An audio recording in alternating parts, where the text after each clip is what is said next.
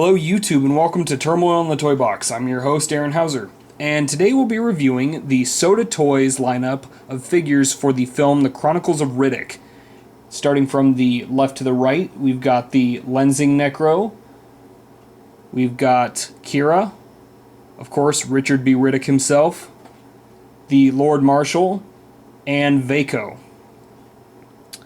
This is a fairly rare series. I was able to get the lot of these guys together off of eBay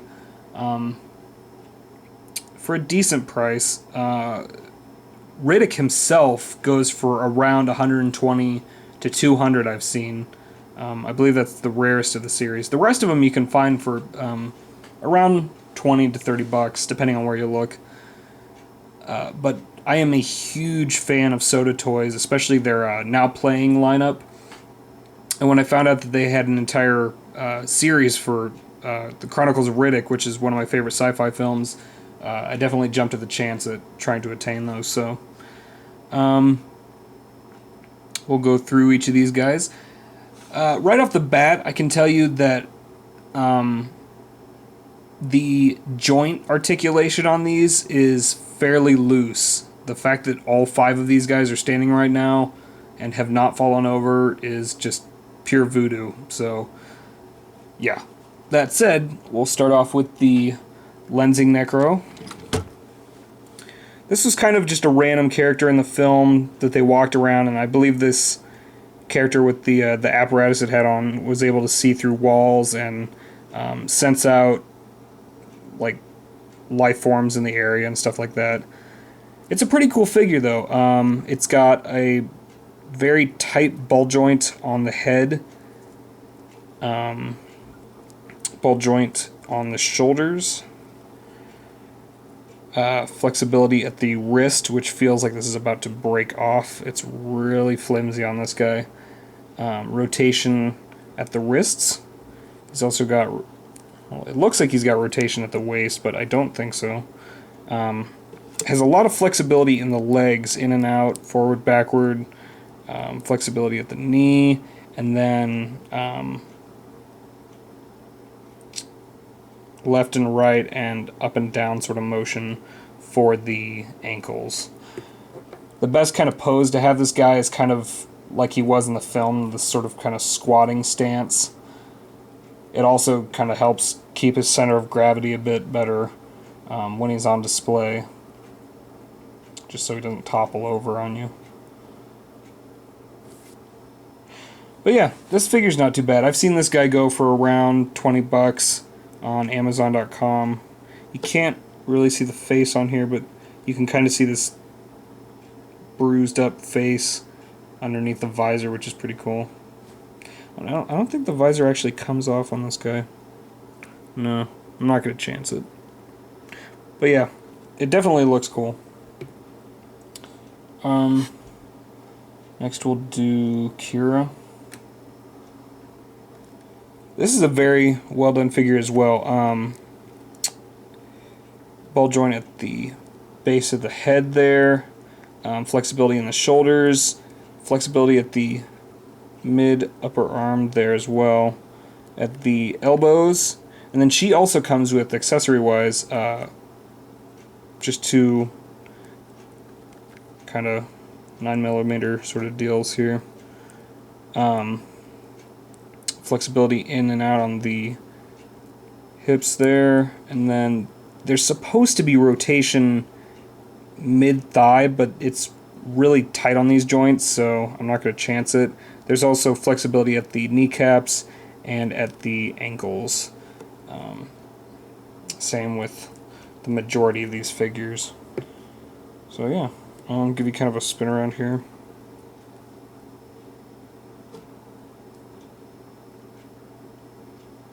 Pretty cool.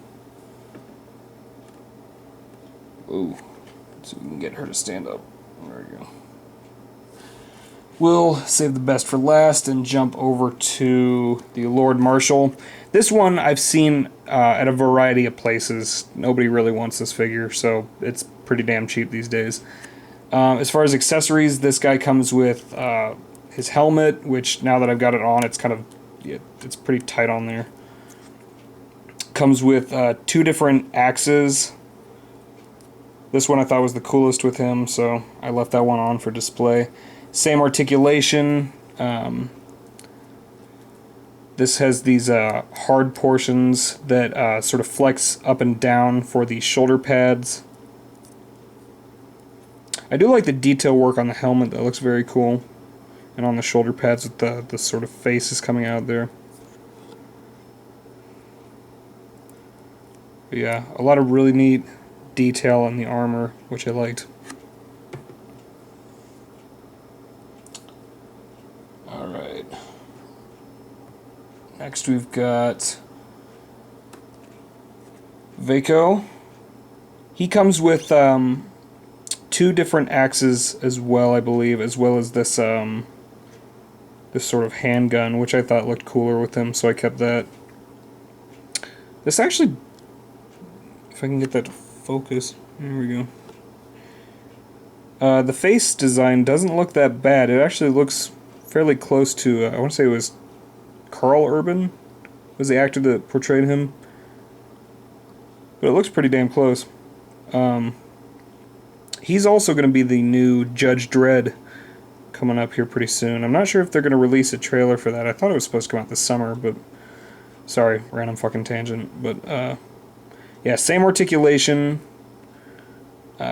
Really cool detailing as well on this guy for the armor, which I liked. Definitely a lot better than the Lord Marshal figure. So I'll put him back here. Alright, and time for the badass motherfucker himself, Vin Diesel as Richard B. Riddick. This is one of the coolest science fiction characters I've seen in movies in a long while, and Vin Diesel does a great job bringing the sort of elusive persona of Riddick to this character. And I'm really excited to see what this next Riddick film is going to entail. And I'm sure these figures will go up in price and become way more collectible once the new film comes out. So, accessories-wise, he just comes with his saber claws, which are pretty cool, and they fit into his hand fairly well. Really nice detailing on the body sculpt here. Kind of a spin around there. Really like the way that they did the head on this one. My only complaint for this guy would be, I wish they would have done a little